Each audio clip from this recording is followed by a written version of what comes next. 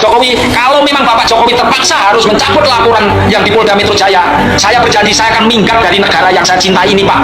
Saya sudah tidak percaya lagi dengan hukum yang berlaku di Indonesia. Ada orang yang sudah dihina, ada orang yang sudah dicemarkan nama baik, tetapi malah mengalah. Saya tidak akan percaya itu. Bapak Jokowi, tolong jangan cabut laporan Bapak yang ada di Polda Metro Jaya. Ini saya kira mengejutkan ini ya, bahwa proses laporan Joko Widodo ke Polda Metro Jaya tempo hari dan dinyatakan bahwa laporan Jokowi ke Polda Metro Jaya itu gugur. Ternyata Allah membukakan mata, ini campur tangan Tuhan ini. Tiba-tiba KPU bisa menunjukkan. Itu ternyata menggetarkan institusi lain. Kenapa? Kami mendaftarkan perkara kepada Komisi Informasi Jawa Tengah, ya. Ternyata dia tanya, Pak, tapi itu benar. Nah, kalau benar gimana? Benar, Pak, itu Pak. Iya, benar-benar. Dia kaget. Padahal kami belum diperiksa, belum ada relas. Tahu-tahu dia DM kami, itu benar. Artinya ini kulminasi, kalau aku tadi bilang total football ini nanti digulung semua. Siapa yang digulung? Yang digulung pertama adalah tim ses yang mendaftarkan Pak Jokowi ke KPU, dan yang kedua tentu Pak Jokowi itu sendiri, ketua atau sekjen Peradi Bersatu, ya Peradi Bersatu itu orang pertama yang harus dijebloskan. Saya berikan satu fakta-fakta bahwa mereka sudah nge-PR. Kemarin saya menerima WhatsApp Pak Jokowi akan mencabut paduannya, dan ancaman itu muncul di tengah-tengah kabar bahwa Joko Widodo itu akan mencabut laporannya ke Polda Metro Jaya terhadap Roy Suryo dan kawan-kawan. Ini juga ramai ini kabar soal ini, tapi sampai sekarang saya belum mendapatkan sumber resminya ini, informasi ini apakah dari Pak Jokowi langsung atau dari pengacaranya atau dari para relawannya. Kalau selama ini Pak Jokowi dan pendukungnya selalu mengatakan Pak Jokowi sudah menyerahkan ijazah, Pak Jokowi diwawancara bilang nanti ini akan makin banyak, korbannya makin banyak yang akan diperiksa. Sekarang ini berbalik arah. Kalau sepak bola, ini sepak bola Belanda namanya total football. Kenapa? Karena isu utamanya tentang ijazah itu Allah tunjukkan sudah diposting sebelumnya, utamanya oleh Dian Sadi, pengurus Partai Solidaritas Indonesia, itu tanggal 1 April 2025 dan sudah ditonton pada saat itu 7,9 juta. Ternyata Allah membukakan mata, ini campur tangan Tuhan ini. Tiba-tiba KPU bisa menunjukkan. Itu ternyata menggetarkan institusi lain. Kenapa? Kami mendaftarkan perkara kepada Komisi Informasi Jawa Tengah, ya. Ternyata dia tanya, Pak, tapi itu benar. Nah, kalau benar gimana? Benar, Pak, itu Pak. Iya, benar-benar. Dia kaget. Padahal kami belum diperiksa, belum ada relas. Tahu-tahu dia DM kami, itu benar. Artinya ini kulminasi, kalau aku tadi bilang total football ini nanti digulung semua. Siapa yang digulung? Yang digulung pertama adalah tim ses yang mendaftarkan Pak Jokowi ke KPU, dan yang kedua tentu Pak Jokowi itu sendiri. Kalau tim ses kita lihat apakah di situ ada Anggit. Anggit ini dulu mantan redaktur pelaksana Solo Pos. Ya, apakah di situ ada Eko Sulistyo, mantan ketua KPU di Kota Surakarta, ya. Apakah di situ ada Pak Paiman dan sebagainya? Ya, ini perlu dicek. Mau tidak mau akan menjadi bola salju yang menggelinding.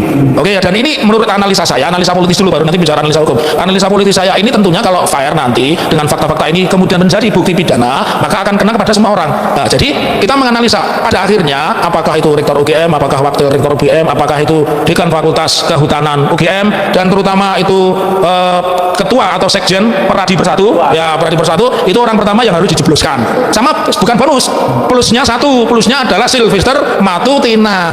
Jebloskan lagi karena dia dua pidana yang pertama belum selesai, napi dia selesai. Yang kedua pidana baru yang mengatakan 99% Roy Suryo dan kawan-kawan masuk. Lalu yang kedua karena di situ sudah dipublikasikan dan sumbernya sama, berarti semua orang yang kemarin mengatakan bahwa ini benar, ini asli dan mengatakan Roy Suryo, Tifa dan Rismond itu sebagai menyebarkan kabar bohong, merubah data, saya meyakini hal inilah yang sekarang kita bicara secara dari aspek pidana. Hal inilah yang mendasari kenapa Mabes Polri sejak 25 April ya sampai dengan hari ini tanggal 4 Oktober. Jadi kalau saya menghitung 6 bulan, Mei, Juni, Juli, Agustus, September, Oktober, ternyata tidak berkelanjutan walaupun ditekan oleh Ketua Peradi Bersatu. Dari fakta-fakta ini buat termul dari siapapun yang bertanya, kenapa Risma belum ditangkap, Rismond belum ditangkap, Roy belum ditangkap, Tifa belum ditangkap? Ya karena memang tidak, polisi berhitung juga lawan mereka bukan orang yang cemen, ya, lawan mereka itu benar-benar alumni Bulak Sumur, Universitas Gadjah Mada, ya.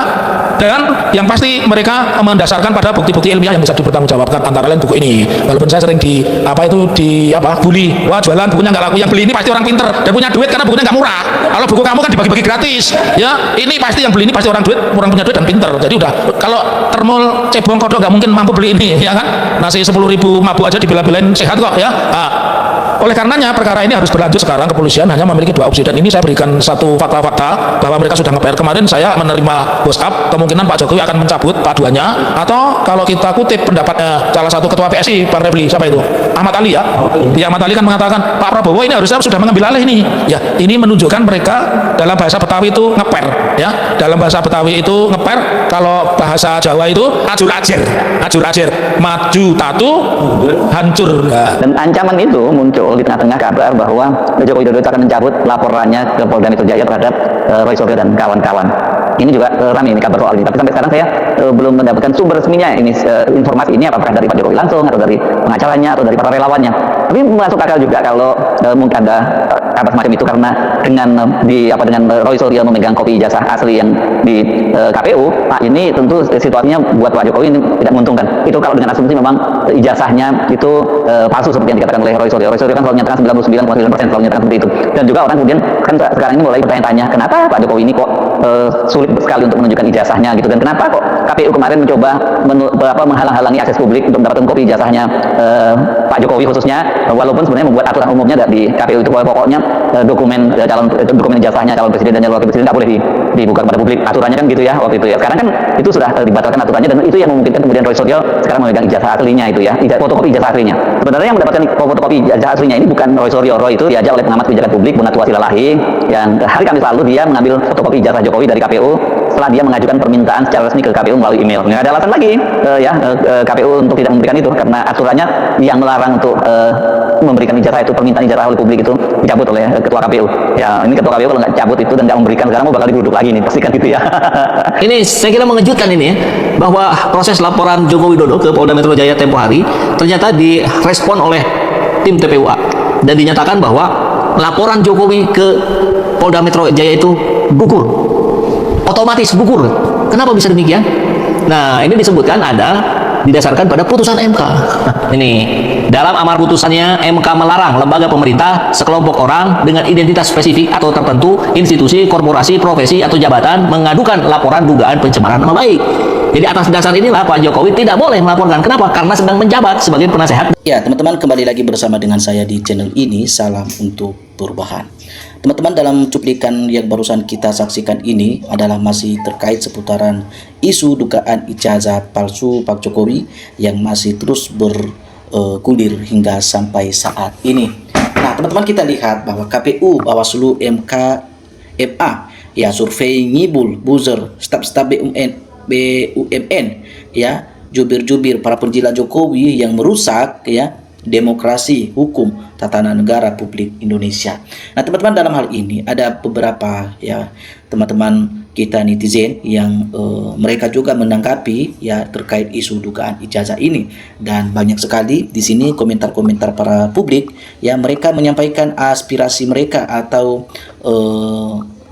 apa yang ada dalam pemikiran mereka ya. Dikatakan bahwa di sini termasuk anggota polisi yang menangani ya penyidikan terkait ijazah dan Kapolri serta ya kejaksaan harus diproses dan dipecat juga kalau terbukti main-main dalam hal ini.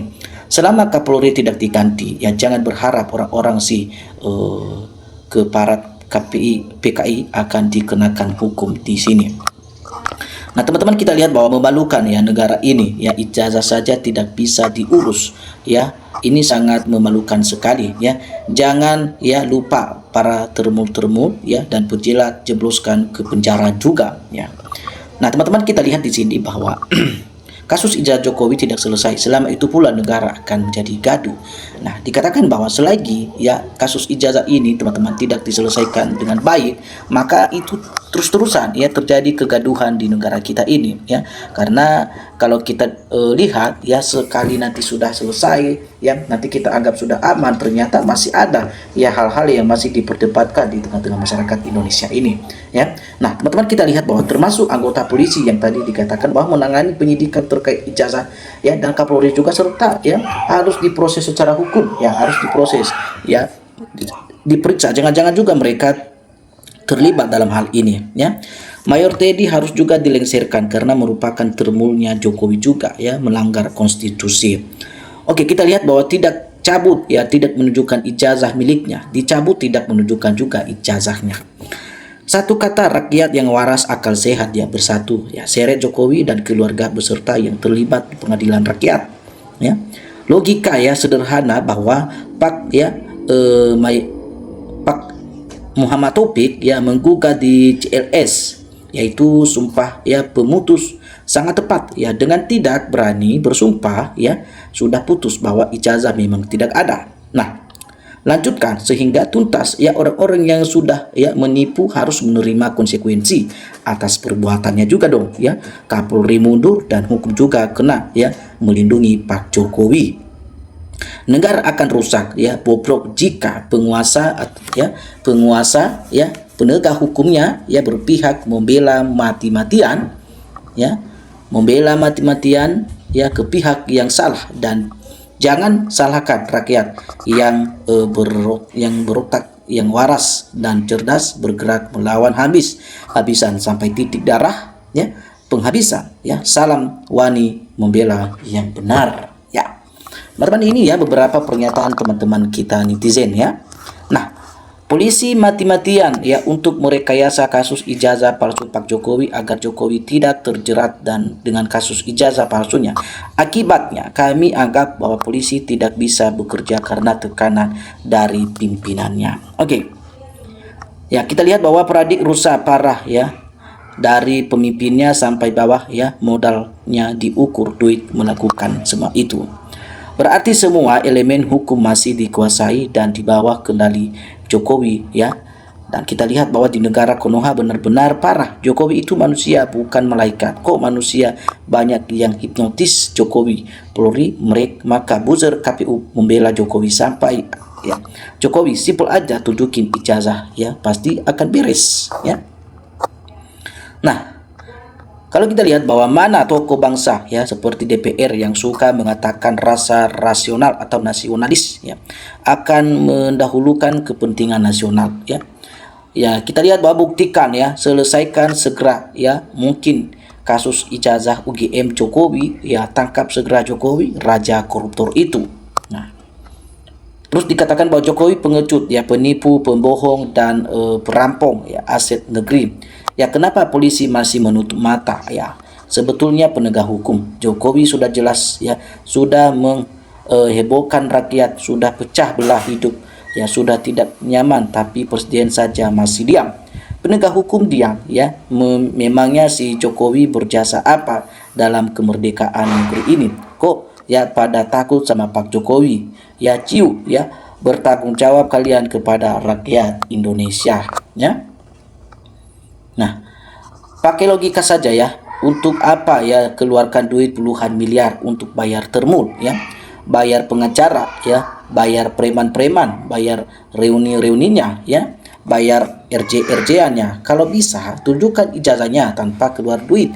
Berarti memang tidak ada ijazah atau ijazah palsu dan gitu saja. Salam waras.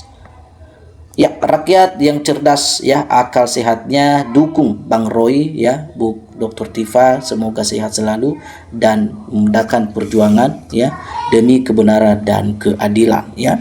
Oke.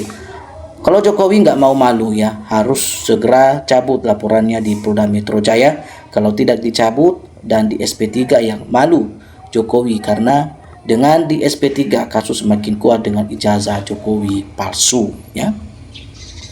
Nah, teman-teman, kita lihat bahwa ya kalau negara ini nggak bisa diselesaikan ya segera ini hancur ya, sehancur-hancurnya ya. Maju terus Pak Muhammad Taufik ya, jangan mundur ya, pembela kebenaran, Allah akan mendukungmu. Amin. Amin. Oke, kita lihat Pak Polisi, tolong jangan ya salahkan masyarakat Indonesia ya.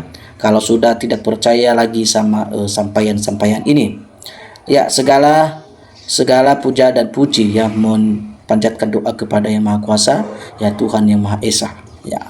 Oke, kita lihat bahwa nangkap satu manusia saja kalau kok susah, bukti sudah lengkap, banyak kasus ya menimpanya, harus rakyat turun juga atau seperti apa ya. Pak Yusuf, ijazah Jokowi bisa cepat tuntas kalau penegak hukumnya bekerja secara profesional ya dan tidak memihak ya. Insya Allah pasti dalam 1 hari pun akan selesai.